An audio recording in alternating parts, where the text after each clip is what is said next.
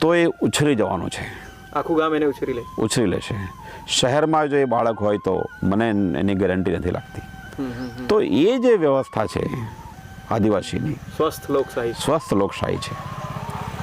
અને ગામના સંસાધનોને કેવી રીતના વાપરવા, કેટલા નહીં વાપરવા, એ જે વ્યવસ્થા છે, કુદરતી વ્યવસ્થા જે છે, એ જ તો લોકશાહી છે.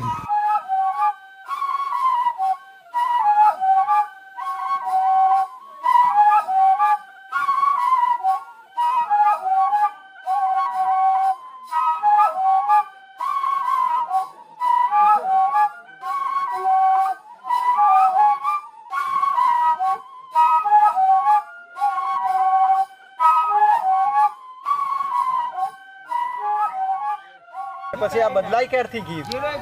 બદલાવા પછી પાછળથી આ લોકો